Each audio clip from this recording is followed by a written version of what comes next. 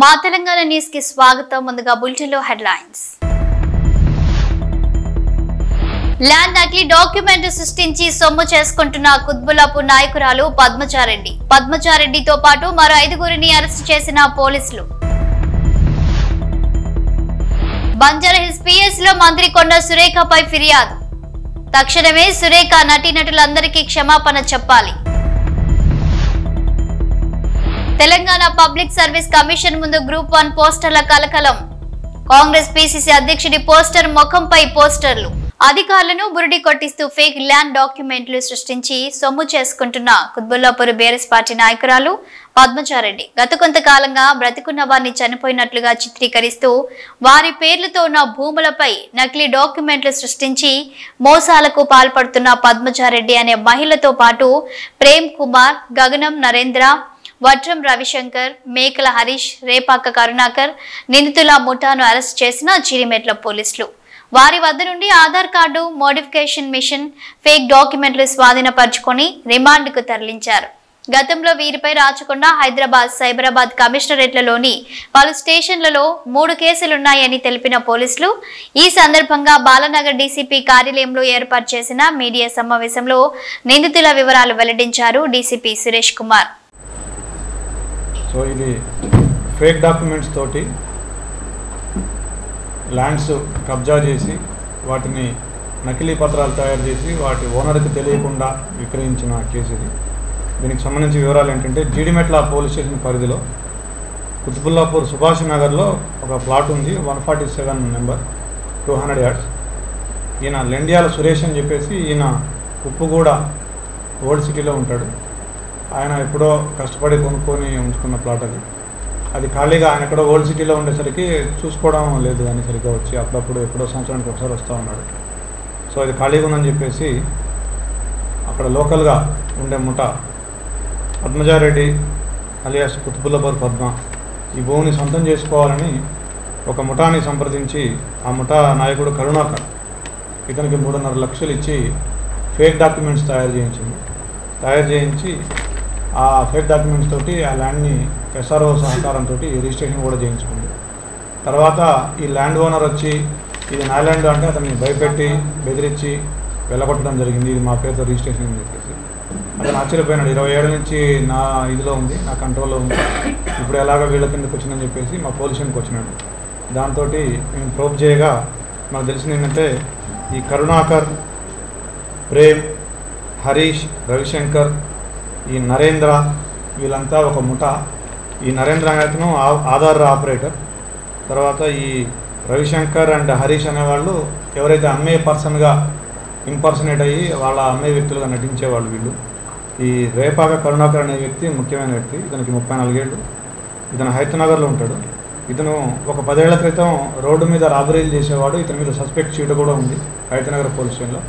తర్వాత ఇతను ఇలాంటి నేరాలు చేయాలని పథకం పన్ని కొద్దిమంది ముఠా వ్యక్తుల్ని చేరజేసి ఒక ఆధార్ ఆపరేటర్ గగనం నరేంద్ర అనే వ్యక్తిని పట్టుకొని దాని ద్వారా ఫేక్ ఆధార్ కార్డులు, ఫేక్ పాన్ కార్డులు తయారు చేసి వాటితోటి మళ్ళీ ప్రేమ్ అనే వ్యక్తి సహకారంతో ఈ సీసీ కాపీ తీసుకుంటారు. ఫస్ట్ వీళ్ళు ఎస్ఆర్ఓ ఆఫీస్లో సీసీ కాపీ తీసుకొని దాని ఆధారంగా ఫోటో కాపీలు తీసి పాత డాక్యుమెంట్స్ మాదిరిగా తయారు చేసి వాటిని చూపించి డెత్ సర్టిఫికేట్లు తీసుకొని అతను చనిపోయినట్టుగా అతని వారసుడిగా వేరే వాళ్ళని చూపించి వాళ్ళ పేరుతో ఆధార్ కార్డులు తయారు చేయించి ఆ విధంగా వీళ్ళు రిజిస్ట్రేషన్ చేసుకోవడం జరుగుతుంది.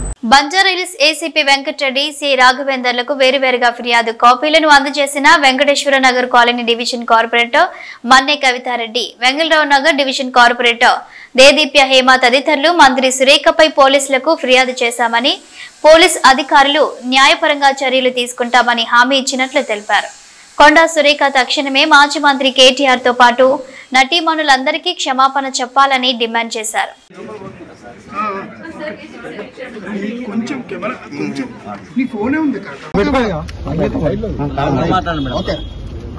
నిన్న కొనసాగ గారు మీ మీడియా సాక్షిగా ఏం మాట్లాడారో కేటీఆర్ గారి మీద చేసిన అనుచిత వ్యాఖ్యల మీద మేము తీవ్రంగా ఖండిస్తూ ఈ రోజు బీఆర్ఎస్ పార్టీ మహిళా కార్పొరేటర్లందరం కూడా బంజారాహిల్స్ పోలీస్ స్టేషన్ కు వచ్చి ఆవిడ మీద ఫిర్యాదు చేయడం జరిగింది.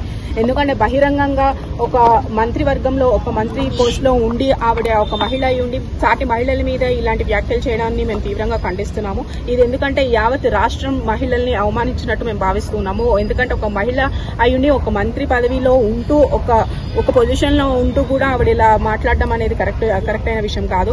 ఆవిడ ఎలా మాట్లాడుతున్నారంటే ఏదో ప్రత్యక్షంగా ఆవిడ కళ్ల ముందు చూసినట్టు ఏదో డ్రగ్స్ అని చెప్పి రేవ్ పార్టీలు అని చెప్పి అలా సమంత గారి మీద కానీ రకుల్ ప్రీత్ సింగ్ మీద కానీ ఇలా చేసిన వ్యాఖ్యల్ని యావత్ రాష్ట్రం అంతా తెలంగాణ రాష్ట్ర మహిళలందరినీ కూడా అవమానించినట్టు మేము భావిస్తున్నాం. ఎందుకంటే ఈ రోజు వరకు సినీ ప్రముఖుల్ని ఈ రాజకీయ కోణంగా ఎప్పుడు కూడా సినీ ప్రముఖుల్ని మేము తీసుకురాలేదు. గత 10 సంవత్సరాలు కూడా మీరు చూసుకుని ఉంటే ఇట్లాంటి వ్యాఖ్యలు ఏ అపోజిషన్ లీడర్ మీద కూడా ఎవరు కూడా చేయలేదు.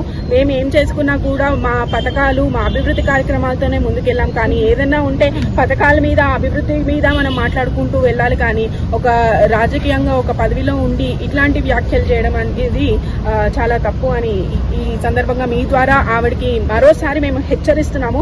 ఎందుకంటే ఇటువంటి వ్యాఖ్యలు ఆవిడ ఇమీడియట్ గా వెనక్కి తీసుకొని కేటీఆర్ గారికి బహిరంగ క్షమాపణ చెప్పాలి. మేము ఈ రోజు ఏసీపీ గారికి సిఐ గారికి కూడా ఫిర్యాదు ఇవ్వడం జరిగింది. దాని మీద కూడా వారు యాక్షన్ తీసుకుంటాము, లీగల్ గా ఎటువంటి యాక్షన్ తీసుకోవాలో వాళ్ళు తీసుకుంటామని చెప్పి ఒక ఎక్నాలజ్మెంట్ కూడా ఇచ్చారు.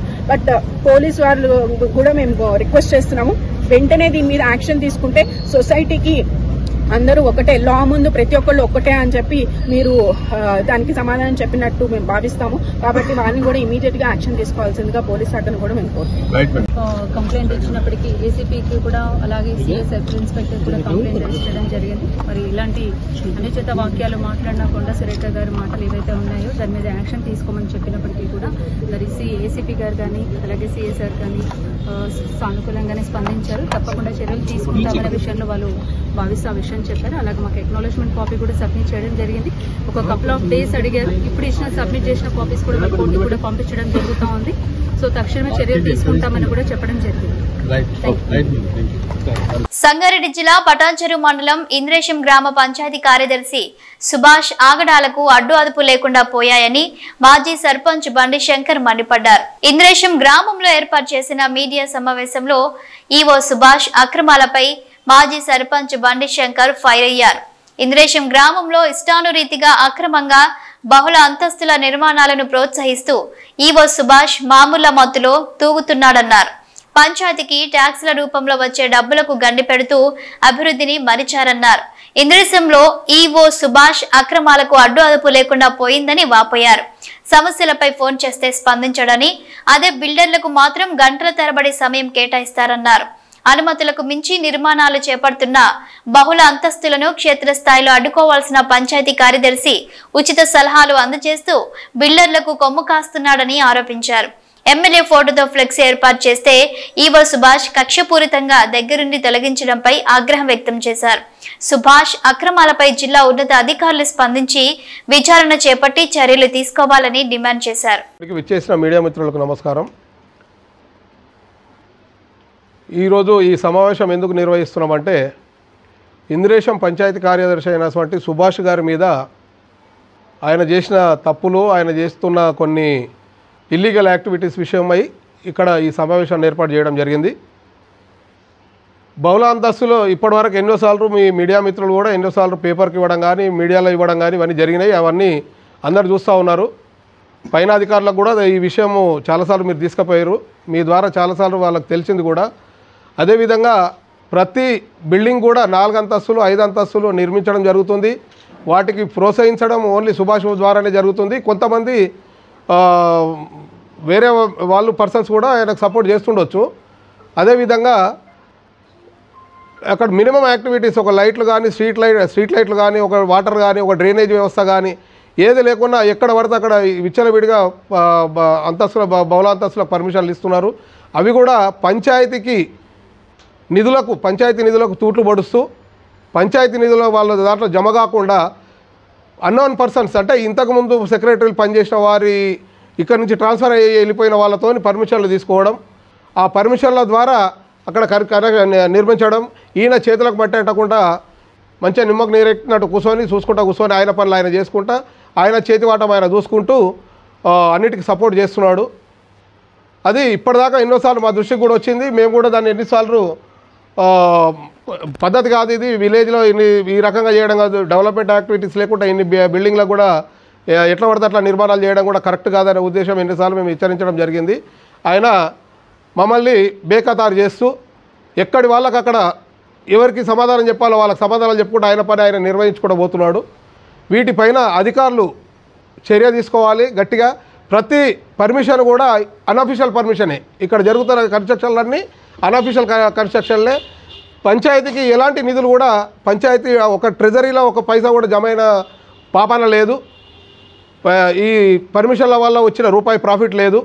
అన్నీ ఇంతకుముందు ఇక్కడ నుంచి ట్రాన్స్ఫర్ అయిపోయిన వాళ్ళతోటి పర్మిషన్లు పాత డేట్లు ఇచ్చి వాళ్లకు ఎజెండా నోటి కాకుండా ఇవేమి లేకుండా ఖాళీ పర్మిషన్ల మీద ధృవీకరించిన దాన్ని రాసి ఇచ్చేస్తున్నారు, తీసుకొని కన్స్ట్రక్షన్లు చేసుకుంటున్నారు. ఇవి రిజిస్ట్రేషన్లు అయ్యేటప్పుడు మాత్రము ఎస్ఎస్ నెంబర్ తీసుకొని రిజిస్ట్రేషన్లకు పోతున్నారు, ఆ ప్లాట్ నెంబర్లు తీసుకొని రిజిస్ట్రేషన్లకు పోతున్నారు. ఇది 100% ఇల్లీగల్ కన్స్ట్రక్షన్స్. ఇంద్రేశంలో వాటికి 100% సుభాష్ ద్వారానే దాని ప్రోత్సాహన జరుగుతున్నది. కాబట్టి నేను ఇది మీడియా ద్వారా నేను అధికారుల దృష్టికి తీసుకెళ్తున్నా. తప్పకుండా అధికారులు దీనిపైన చర్య తీసుకోవాలి.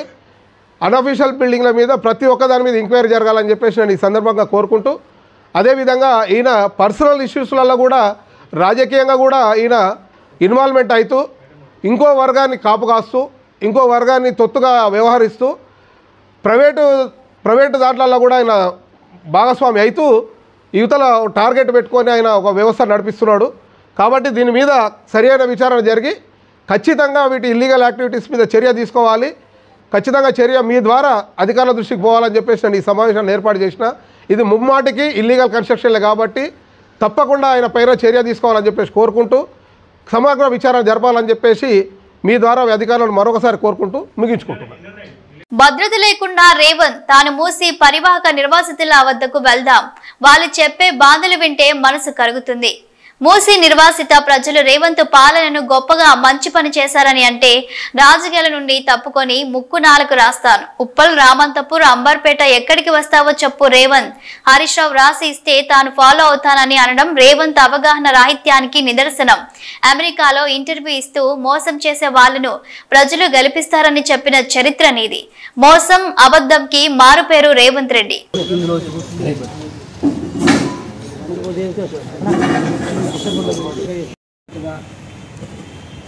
రాష్ట్ర ముఖ్యమంత్రిని అనేటువంటి భావన కూడా మర్చిపోయి అత్యంత జుప్సాకరంగా తెలంగాణ ప్రజలు గీరణ మా ముఖ్యమంత్రి అనే పద్ధతిలో మాట్లాడుతున్నారు. ఆయన మాటలకి చేతలకి ఎక్కడ పొంతనుండదు. ప్రజలందరూ మాట్లాడుకునే మాట ఏంటంటే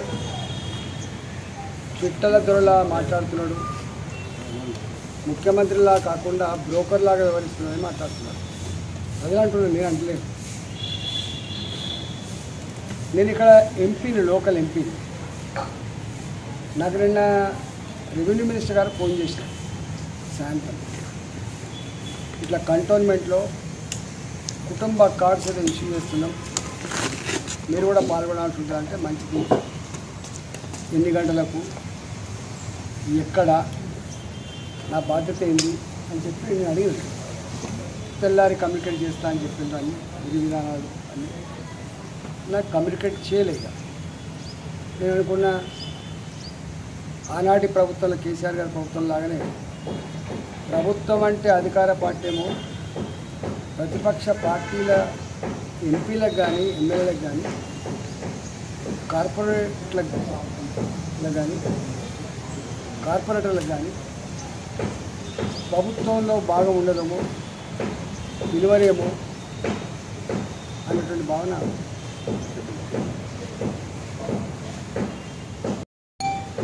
సన్యాసులు, పిచ్చి కుక్కలు కత్తి చచ్చిపోవటంలో ఏదో మాట్లాడుతున్నాయి. నా గురించి వ్యక్తిగతంగా కూడా మాట్లాడండి, బతకొచ్చినోడు దిక్కొచ్చినోడు. అసలు చరిత్ర కూడా తెలియదు. చదువుకుంటేనేమో ఇంత సంస్కారం వస్తుండే, కనీసం ఇతరులు చెప్తే ఇంటర్నే కొంచెం అంత జ్ఞానం వస్తుంది. చదువుకున్నట్టు కనబడతలేదు, దాని తర్వాత తెలుసుకున్నట్టు కూడా కాదు. నేను Keshav memorial high school Narayanaguda student. నా చదువు నేను కేశవ్ మెమోరియల్ స్కూల్ విద్యార్థిని. నా junior college Aliya junior college gun foundry. నా డిగ్రీ అంతా PG college of science Saifabad. నా చదువంతా ఇక్కడనే, నా బిజినెస్ అంతా కూడా ఇప్పుడు ఇక్కడనే. నేను దాదాపు అక్కడ ఇల్లు కట్టుకొని నా ఫాము కథ 34 ఏళ్ళు అవుతుంది. నన్ను పట్టుకొని బతకచ్చినోడు అని చెప్పి, తర్వాత ఎవరో రాసిస్తే చదివే వాళ్ళ లెక్క, జ్ఞానం ఉందా జిరాక్ కాపీ లెక్క మాట్లాడుతున్నావు అంటే నీ పిచ్చి మాటలకు తెలంగాణ సమాజం సిగ్గుపడుతుంది. అసలు నువ్వు ఎప్పుడన్నా ఒక్కనాడైనా కన్స్ట్రక్టివ్గా ఒక 5 ఏళ్ల పాటు ఒక ఎమ్మెల్యేగా ప్రజల మధ్యలో ఉండి ప్రజలకు సర్వీస్ చేసినటువంటి అనుభవం ఉందా నీకు? నిన్ను ఒడగొట్టినప్పుడు మల్కాగిరి పార్లమెంట్కి వచ్చి ప్రశ్నించే గొంతుగా నిలబెట్టుకోండి, నన్ను గెలిపించమని చెప్పి ప్రాధేయపడితే ఏ మల్కాగిరి ప్రజలు గెలిపించిండ్రు 5 ఏళ్ల పాటు వాళ్ళ ముఖం చూడకుండా మోసం చేసినటువంటి నాయకుడు నిలబడి ఎప్పుడు పనిచేయలేదు. మల్కాగిరి నియోజకవర్గ ప్రజానికానికి ఎన్నడూ నిలబడి పనిచేసే సందర్భం లేదు. కాబట్టి పైసలు ఇచ్చి లొల్లి పెట్టించి, పైసలు ఇచ్చి ఇట్లాంటి చేయించి, పైసలు ఇచ్చి ఆ మీడియాని మేనేజ్ చేసేటువంటి పని కాబట్టి నువ్వు అట్లే మాట్లాడుతావు. కానీ గతంలో ఉన్న ముఖ్యమంత్రి కూడా అట్లే మాట్లాడు. మాకు బ్రహ్మాండంగా ఉన్నారా ప్రజలు, వీళ్ళు కొద్దిమంది పిడికల మంది సన్యాసులు ఇట్లా మాట్లాడుతున్నారని చెప్పిండు. సన్యాసులు మాట్లాడినో ప్రజలు మాట్లాడిన తర్వాత అర్థమైంది. ఇప్పుడు ఈయనకు కూడా ఇప్పుడు అర్థం కాదు, ఈయన అద్దాల మేడలో కూర్చున్నాడు కాబట్టి ఇవాళ అధికారం ఉన్ననాడు కళ్ళు నెత్తికెక్కి ఇలా ఎవరు వెలివిషయాలు చెప్పినప్పటికీ కూడా వినరు. ఇవాళ నైజం ఉంటుంది కాబట్టి ఇవాళ విపరీతంగా తెలుస్తుంది, విపరీతం అంటే ఏడుస్తుంది. ఇవాళ ఎప్పుడు కూడా రేవంత్ రెడ్డి గారు ఒకటి గుర్తుపెట్టుకోండి, ఇల్లు కూలగొట్టు నీడను చెదరగొట్టోళ్ళు ఎవరైతే గూడు చెదరగొట్టేటోళ్ళు, పెళ్లిని ఎత్తగొట్టోళ్ళు పాపం తగ్గిపోతున్నారంటారు. నేను తెలంగాణలో ఏముంటారు ఈ ఇద్దరికి ఎక్కడ కూడా చరిత్రలో ఎప్పుడు కూడా తప్పకుండా ఏదో ఒకటి అనుభవించక తప్పదని చెప్తాను. ఇవాళ నువ్వు చేస్తున్న పని ఏంటిది చెప్పండి. ఆయన అంటున్నాడు హరీష్ రావు గారు రాసిస్తే చదివే గంత దిక్కుమల్ల పడుతుందా రేవంత్ రెడ్డి? నీకైనా అవగాహన ఉందా? నీకైనా జ్ఞానం ఉందా? రేవంత్ ఇప్పుడు నువ్వు ఎప్పుడైనా అసెంబ్లీకి వచ్చినావు కదా, నువ్వు ఇవాళ నేను రాజశేఖర్ గారితో మాట్లాడినప్పుడు నా స్పీచ్లు ఉంటాయి. నేను తెలంగాణ ఆత్మగౌరవ బావుటాన్ని ఎగిరేసినప్పుడు నాది 300 గంటల స్పీచ్ ఉంటుంది. నాకు కొన్ని 100 స్పీచ్లు ఉంటాయి, 100 స్పీచ్లు ఉంటాయి. అసెంబ్లీలో పోయి నువ్వు కొట్టు, నీకు తెలుస్తుంది నేనెవరు. నువ్వు నాకు వచ్చినటువంటి తెలంగాణ ఆత్మగౌరవ బావుట సందర్భంగా నాకు వచ్చినటువంటి అప్రిషియేషన్ సన్మాన పత్రాలను నీకు ఎప్పుడైనా పంపిస్తా. నేను 60 రోజులే వాస్తవంగా ఎవరు మాట్లాడిన నాడు ఈ హైడ్రా గురించి మాట్లాడింది నిరంతరంగా. ఇక్కడ చెరువుకి వచ్చిపోయినా, మీ పట్టుకు వచ్చిపోయినా, హాస్పిటల్ చెరువుకి వచ్చిపోయినా, అక్కడ నల్ల చెరువుకి వచ్చిపోయినా, ఇక్కడ సెబ్రిగూడ చెరువుకి వచ్చిపోయినా, అటు పక్కకు మౌలాలి చెరువుకి వచ్చిపోయినా, అటు పోతే సరూనగర్ చెరువుకి వచ్చి ఇట్లా ప్రతి చెరువుని ఒడ్డెర కాలనీకి వచ్చిపోయినాను, జొల్లబండ కాలనీ, ప్రతి కాలనీ ప్రతి బస్తీకి 60 రోజులుగా తిరిగిన తర్వాత నాకు అర్థమైంది ఇది మూర్ఖ పని చేస్తుండు రేవంత్ రెడ్డి. ఇవాళ ఆయన చేసే పని అంటే ఆయన రాజుని అనుకుంటుండు, ముఖ్యమంత్రి అనుకుంటుండు, చక్రవర్తిని అనుకుంటుండు. ఆయన మీరు ఎవడా చెప్పినా ఇవాళ కూడా మా కోర్టు గింతగానం కామెంట్ చేసినప్పుడు కూడా సిగ్గు లేకుండా comment not on MRO, comment not on RDO R Ranganath, comment డైరెక్ట్గా ముఖ్యమంత్రి గారు తగ్గుతుంది. ఎందుకంటే బ్రెయిన్ చైల్డ్, ఈ హైడ్రా అనే బ్రెయిన్ చైల్డ్ తెచ్చింది రేవంత్ రెడ్డి. ఇవాళ ఎవరికి వినొద్దని చెప్పి క్యాబినెట్లో తెచ్చి ఏం మాట్లాడినో తెలియదు, అసెంబ్లీలో ఏం మాట్లాడినో తెలియదు. ఇలా అందరినీ కాదని తెచ్చింది రేవంత్ రెడ్డి గారు. కాబట్టి ఇవాళ కోర్టు వేసేటువంటి ఆ ముట్టకాయలు, కోర్టు చేసిన ఆ కామెంట్స్ రేవంత్ రెడ్డి గారికి వర్తించింది తప్ప ఇంకొకరికి వర్తించిన అవసరం లేదు. ఇలా అక్కడక్కడ అరువు తెచ్చుకున్న మనుషుల చేత తిట్టిపిస్తుందని చెప్పి అంటారు. ఎవరు కూడా డబ్బులు ఇస్తే అంతకని తిరుగుతారండి. నేను ఇప్పుడే అనుకుంటున్నా మా వేణుగోపాల్ రెడ్డి గారు, జీవితంలో ఏ పదవి ఉన్నా కూడా ప్రజల చేత ఇంత చీకొట్టించుకొని ఇంత తిట్లు తినేటువంటి నాయకుడిగా మాత్రం ఉండద్దు.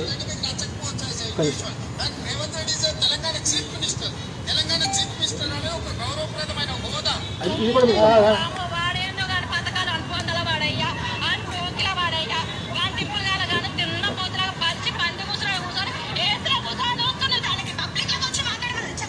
నేను ఇవన్నీ మీకు పంపిస్తాను. అంటే ప్రజలకు మనమేదో 5,000 రూపాయలు ఇస్తే మాట్లాడుతారని చెప్పి కడుపు మండే భంగపడినటువంటి పేదల గురించి మాట్లాడుతున్నారంటే ఈయనకి ఏం సంస్కారం ఉన్నట్టు ఒకసారి అర్థం చేసుకో. నువ్వు ఎక్కడికైనా ఇవాళ ఎన్ని వేల మందికి ఇప్పుడే పొద్దున పూట మౌలాలి దగ్గర బండచెరువు కడిగి వచ్చాం. మౌలాలి దగ్గర బండచెరువు కడిగి వచ్చాం. బండచెరుల 7,800 ఇళ్ళు అండి. అవి అన్నీ కూడా లేఅవుట్లు, కాలనీలు 1979 నుంచి మొదలుపెట్టి 1980 నుంచి మొదలుపెట్టి ఇప్పటిదాకా ఉన్నటువంటి ఇళ్ళు. 7,800 ఇళ్ళు అంటే నువ్వు అర్థం చేసుకోండి. అవన్నీ సింగిల్ ఫ్లోర్ కాదు, డబుల్ ఫ్లోర్లు, కొంత పెద్ద పెద్ద ఇళ్ళు ఉన్నాయి. యావరేజ్ 2 కుటుంబాలు వేసుకున్నా కూడా ఒక 10,000 కుటుంబాలు అంటే ఓ 60,000 జనాలు ఉంటాయి. 2 డివిజన్లు వస్తాయి. వినాయక నగర్ డివిజన్ ఒకటి వస్తుంది, మౌలాలి డివిజన్ ఒకటి వస్తుంది. 2 డివిజన్లు ఉంటుంది కాలనీ. ఇవాళ వాళ్ళు ఎంత బాధపడుతున్నారో. 35 ఏళ్ల క్రితం 40 ఏళ్ల క్రితం కట్టుకునే ఇళ్ళని కూలగొడతారా బిడ్డ, మాకు ఏం రాచన పట్టింది బిడ్డ అని ఎటు తిడుతున్నారు అంటే ఎందుకైనా బిడ్డ వాళ్ళు ఓట్లు చెప్తున్నారు. నేను అంటున్నా, నీకు ఒక ఇంటెలిజెన్స్ వ్యవస్థ ఉంటుంది, నీకు కూడా నీ పార్టీ నాయకులు ఉంటారు. అడుగు ఇంతెందుకు. ఇప్పుడు ఇక్కడ దమ్మున్నోడివైతే, ధైర్యం ఉన్నోడివైతే మీరు నేను కలిసి ఇద్దరం వితౌట్ సెక్యూరిటీ మూసీ పరివాహక ప్రాంతంలో ఇవాళ ఏ ఇల్లు అయితే నువ్వు కూలగొట్టబోతున్నావు, ఏ ఇళ్ళకైతే నువ్వు నోటీస్ చేసే ప్రయత్నం చేస్తున్నావు, అక్కడే మనం పోదాం, ఇద్దరం కలిసిపోదాం. వితౌట్ సెక్యూరిటీ నేను కలిసి మొత్తం 1 రోజా 2 రోజుల మీ డేట్ ఇవ్వండి, తప్పకుండా పోదాం. రెండవది, ఇదే మూసీ ప్రక్షాళనలో భాగంగా ఫణిగిరి లాంటి కాలనీలు ఏవైతున్నాయో, చైతన్యపూర్ లాంటి కాలనీలు ఏవైతున్నాయో, వాళ్ళు ఏదైతే ఇలా కన్నీళ్ళు పెడుతున్నారో, ఒక గర్భిణీ స్త్రీ 9 నెలల గర్భిణీ స్త్రీ, ఆమెకు డెలివరీ డేట్ ఇవ్వాలో రేపో డ్యూ డేట్ ఉన్నదని చెప్పి ఆమె ఏడుస్తూ ఉంటే, నీవు కనుక ఇది ఖాళీ చేసి పోకపోతే నీకు డబుల్ బెడ్రూమ్ కూడా రాదని చెప్పి ఆమెను పోలీసులు బలవంతంగా నెట్టేస్తే, ఆమె అన్న మాట ఏంటంటే నీ డెలివరీ ఎక్కడ కావాలి అని చెప్పి కలలు పడితే నువ్వు కనికరించలేదు కదా. రా, నువ్వు నా చైతన్యపూర్కి వస్తావా, నా కొత్తపేటకు వస్తావా, నా ఉప్పల్ నియోజకవర్గంలో ఉన్నటువంటి రామంతపూర్కి వస్తావా, పోదాం. సెక్యూరిటీ లేకుండా ఒకవేళ కనుక నిన్ను శభాష్ మీ రేవంత్ రెడ్డి గారు అంటే నేను రాజకీయాల నుంచి మొత్తం తప్పుకొని బహిరంగంగా క్షమాపణ చెప్పి ముక్కు నెల కూడా వస్తాను.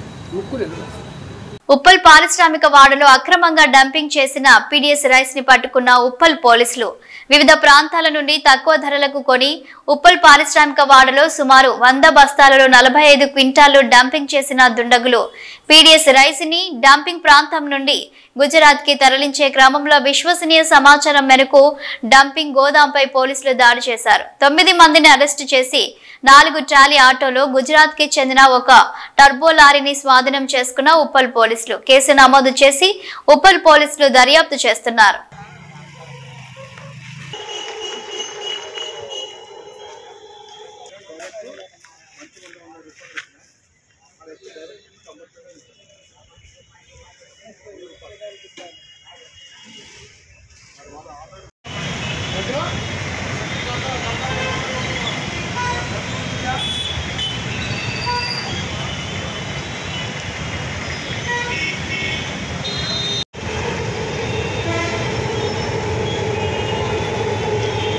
తెలంగాణ పబ్లిక్ సర్వీస్ కమిషన్ ముందు గ్రూప్ 1 పోస్టర్లు కలకలం. కమిషన్ కార్యాలయం గోడలకు గేట్లకు వెల్సాయి పోస్టర్లు.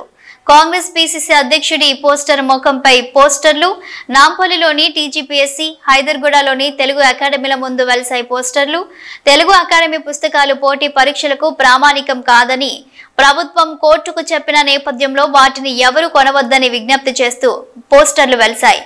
అలాగే టీజీపీఎస్సీ ముందు నేను ఒక నియంతని, తప్పు జరిగితే ఒప్పుకోను అని పోస్టర్లు వెలిశాయి. గ్రూప్ 1 లో 150 ప్రశ్నలు తయారు చేయలేని తెలంగాణ పబ్లిక్ సర్వీస్ కమిషన్ ఎందుకు అంటూ సిగ్గు అని పోస్టర్లు వెలిశాయి. తెలంగాణ పబ్లిక్ సర్వీస్ కమిషన్ తప్పులతో నిరుద్యోగులకు ఎన్ని తిప్పలో.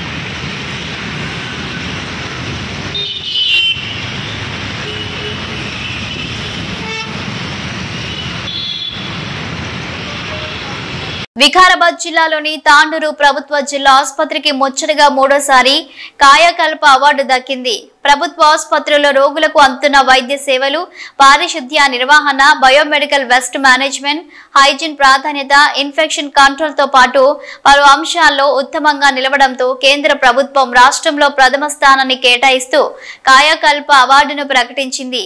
ఈ అవార్డు కింద కేంద్ర సాయంగా 25 లక్షల రూపాయలను ఆసుపత్రికి అందజేయనుంది.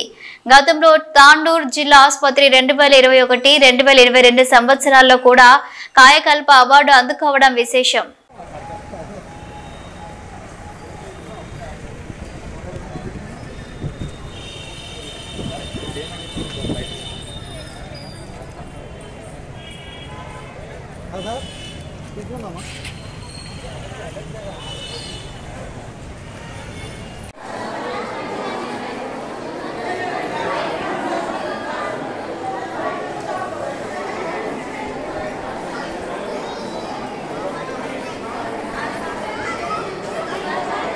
సోమాజిగూడ యశోద ఆసుపత్రిలో టీఆర్ఎస్ నాయకులు హంగామా సృష్టించారు.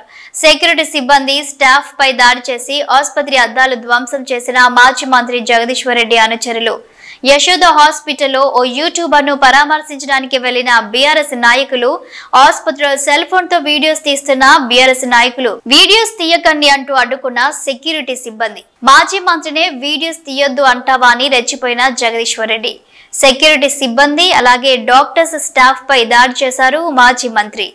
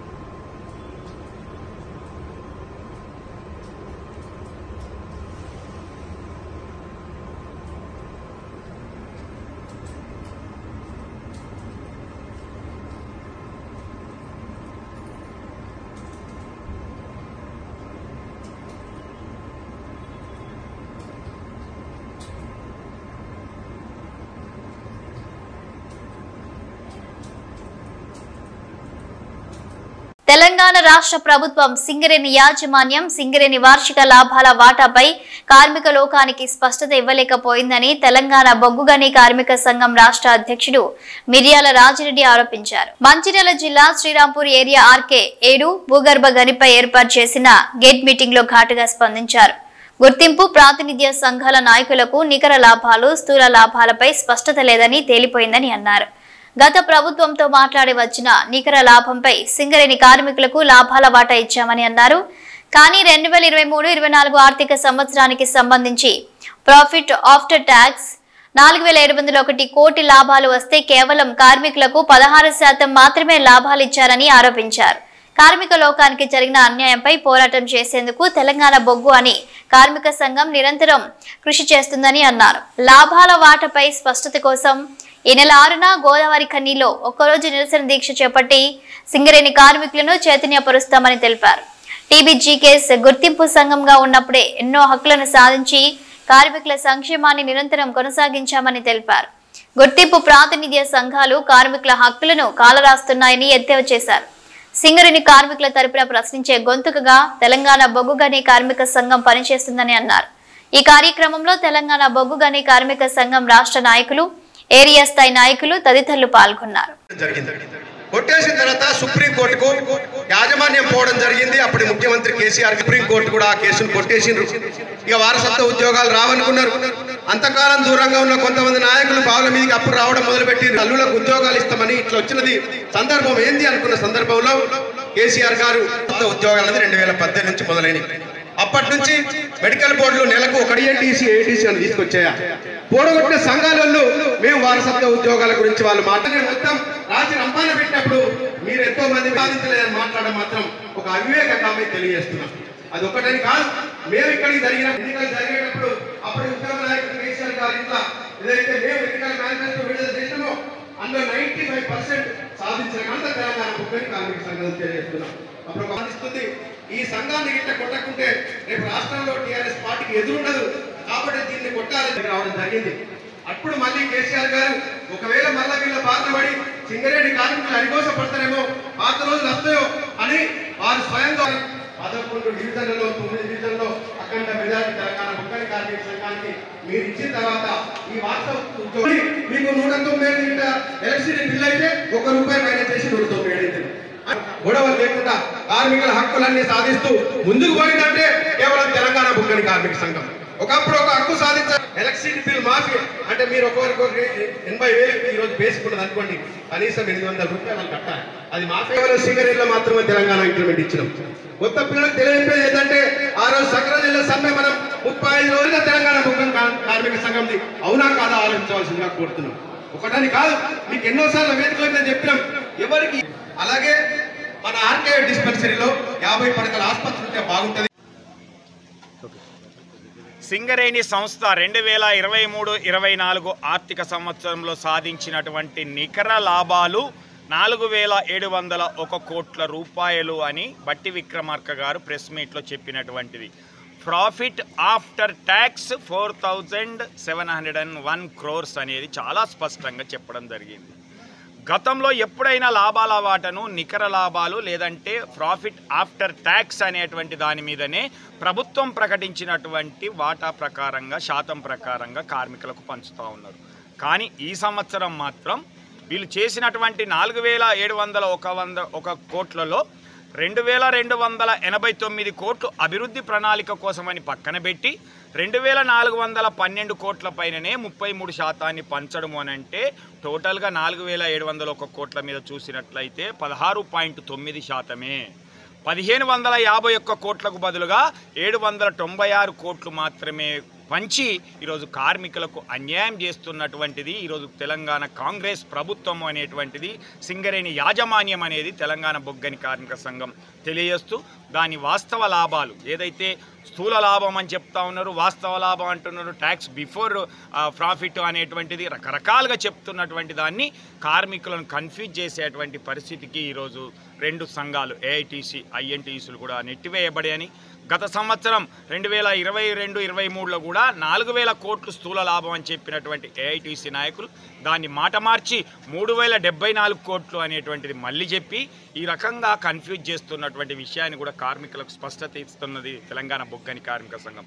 అందుకే తెలంగాణ బొగ్గని కార్మిక సంఘం చేసినటువంటి పోరాటాల ఫలితంగా ఈ లాభాల వాటా వచ్చినప్పటికీ అన్యాయం జరిగినటువంటి దాన్ని దృష్టిలో పెట్టుకొని ఈ నెల 6వ తారీఖున గోదావరి ఖనిలో బీఆర్ఎస్ పార్టీ మరియు తెలంగాణ బొగ్గని కార్మిక సంఘాలు కలిసి ఒక నిరసన దీక్షను ఒకరోజు ఉదయం 9 నుంచి సాయంత్రం 5 గంటల వరకు కార్మికుల సహాయ సహకారాలతో ఈ దీక్షను చేస్తూ ఈ యొక్క కాంగ్రెస్ ప్రభుత్వం కానీ సింగరేణి యాజమాన్యం కానీ లాభాల వాటా విషయంలో చేసినటువంటి అన్యాయాన్ని నిలదీసి ఈ రెండు యూనియన్లు కూడా వత్తాసు పలుకుతున్నటువంటి విధానాన్ని కూడా కార్మిక వర్గానికి తెలియజేసే విధంగా గతంలో ఇప్పుడు మనం లాభాల వాటను పెంచుకున్నామా పెంచుకోకపోయినామా అనేటువంటి పక్కన పెట్టినట్లయితే రాబోయే రోజుల్లో కూడా ప్రభుత్వం ఏదైనా చెయ్యొచ్చు అనేటువంటి స్పష్టమవుతున్నది. అందుకే ప్రశ్నించాల్సినటువంటి అవసరం ఉంది.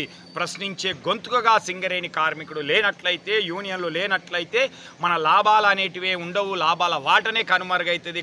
వచ్చే సంవత్సరానికి ఉంటుందా లేదా అంటే వాళ్ళు ఇష్టం వచ్చినట్టుగా ఎంతైనా పక్కన పెట్టొచ్చు అనేటువంటి అవకాశం ఉన్నదాన్ని ప్రశ్నించాలని సింగరేణి కార్మిక వర్గాన్ని చైతన్యవంతం చేస్తూ ఉంది తెలంగాణ బొగ్గని కార్మిక సంఘం.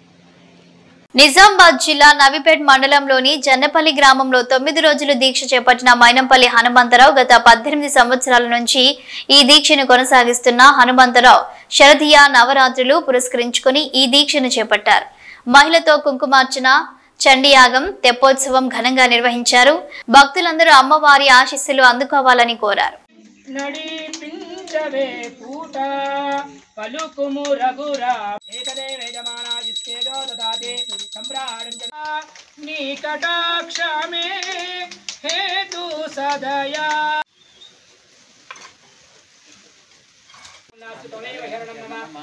శ్రీశైలాదివాయువ్య ప్రదేశే కృష్ణా గోదావరియోర్మధ్యదిశే సమస్త దేవతా బ్రాహ్మణ హర గురు చరణ శ్రీ మైసమ్మతల్లి దేవాలయ సన్నిధో నమస్కృత్యానస్మిన్ वर्तमान व्यावहारिक चांद्रमाणेन नमः या देवी सर्वभूतेषु मातृरूपेण संस्थिता नमस्तस्यै नमस्तस्यै नमस्तस्यै नमो नमः समस्त बंधुవులకు భక్తజనులందరికీ కూడా దేవి శరన్నవరాత్రుత్సవ శుభాకాంక్షలు తెలుపుతూ మన జన్నాపల్లి గ్రామం నందున మైనంపల్లి హనుమంతరావు గారి యొక్క గెస్ట్ హౌస్ నందున 18 సంవత్సరాల నుంచి కూడా అంగరంగ వైభవంగా దేవి శరన్నవరాత్రి ఉత్సవ కార్యక్రమాలు ప్రతి సంవత్సరం కూడా విశేషంగా జరుపుకుంటూ ఉంటాము. అదే సంవత్సరం కూడా ఈ సంవత్సరం కూడా విశేషంగా అమ్మవారి యొక్క దేవి శరన్నవరాత్రి ఉత్సవాలు 3వ తారీఖు గురువారం నుంచి ప్రారంభం చేసుకొని 12వ తారీఖు శనివారం వరకు కూడా నవరాత్రులను విశేషంగా జరుపుకుంటాం. ఈ కార్యక్రమంలో గ్రామంలో ఉన్న భక్తజనులందరూ కూడా విచ్చేస్తుంటారు. ప్రతి సంవత్సరం కూడా షోడశోపచార పూజలు, అలాగే అమ్మవారి యొక్క తెప్పోత్సవ కార్యక్రమం, మహాచండీయాగము, సామూహిక కుంకుమార్చన కార్యక్రమం, విశేషమైన అన్నదాన కార్యక్రమాలన్నీ కూడా ప్రతినిత్యము నిర్వహించడం జరుగుతుంది. కావున అంతేకాకుండా ఇక్కడ అమ్మవారు స్వయంభుగా వెలిసిన అమ్మవారు కావున చాలా మహిమగల అమ్మవారు. ఏ కోరినా కానీ ఇట్టే అమ్మవారి యొక్క అనుగ్రహంతో నా కోరిక నెరవేరుతుందని చెప్పేసి ఇక్కడ ఉన్న భక్తుల యొక్క విశ్వాసం, నమ్మకము. కాబట్టి ఈ అమ్మవారిని మహిషాసురమర్దిని అంటే మైసమ్మ తల్లిగా కొలవబడడం జరుగుతుంది. కావున ఈ నవరాత్రి ఉత్సవాలలో భక్తులందరికీ కూడా ఆ అమ్మవారి యొక్క పరిపూర్ణమైన అనుగ్రహం ఉండి అందరూ కూడా ఆయురారోగ్యాలతోని సుఖ సంతోషాలతోని సంతోషమైన జీవితాన్ని ఆ తల్లి ప్రసాదించాలని మనస్ఫూర్తిగా కోరుకుంటూ జగదంబాయే నమః. నిర్మల్ జిల్లా బాసర శ్రీ జ్ఞాన సరస్వతి అమ్మవారి ఆలయంలో కొనసాగుతున్న శరదీయ శరణ్ నవరాత్రి ఉత్సవాలు. అమ్మవారు నవరాత్రులలో ఒక్కో రోజు ఒక్కో శక్తి రూపిణి అవతారంలో దర్శనమివ్వనున్నారు. 2వ రోజు బ్రహ్మచారిణి అవతారంలో భక్తులకు దర్శనమిస్తున్న అమ్మవారు ఈ రోజు అమ్మవారికి పులిహోర నైవేద్యంగా సమర్పించారు అర్చకులు.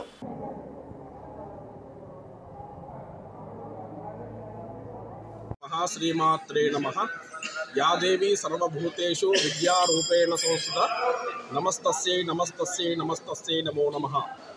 చదువుల తల్లి కొలువైన బాసరా క్షేత్రంలో శారదీయ శరన్నవరాత్రి ఉత్సవాలు అత్యంత వైభవంగా ప్రారంభమయ్యాయి. అందులో భాగంగా ఈరోజు 2వ రోజు అమ్మవారు బ్రహ్మచారి రూపంలో భక్తులకు దర్శనమిస్తున్నారు.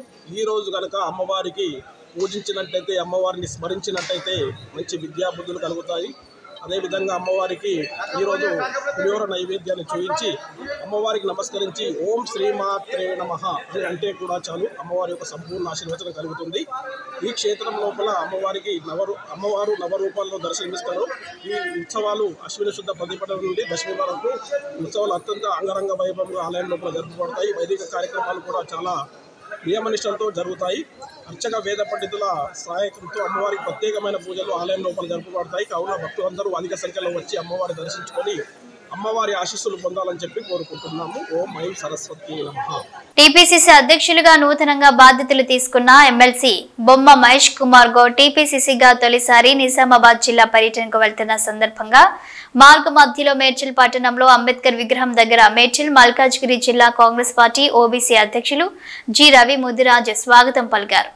ఈ కార్యక్రమంలో మేడ్చల్ మల్కాజ్గిరి జిల్లా కాంగ్రెస్ పార్టీ అధ్యక్షులు సింగిరెడ్డి హరివర్ధన్ రెడ్డి, మేడ్చల్ మాజీ ఎమ్మెల్యే సుధీర్ రెడ్డి, మేడ్చల్ నియోజకవర్గ ఇన్ఛార్జ్ వజ్రేష్ యాదవ్ మరియు మేడ్చల్ మల్కాజ్గిరి జిల్లా కాంగ్రెస్ పార్టీ సీనియర్ నాయకులు కార్యకర్తలు పాల్గొని టీపీసీసీ మహేష్ కుమార్ గౌడ్ కి ఘన స్వాగతం పలకడం జరిగింది. ఇవి బులెటిన్ అప్డేట్స్. కీప్ వాచింగ్ మా తెలంగాణ న్యూస్.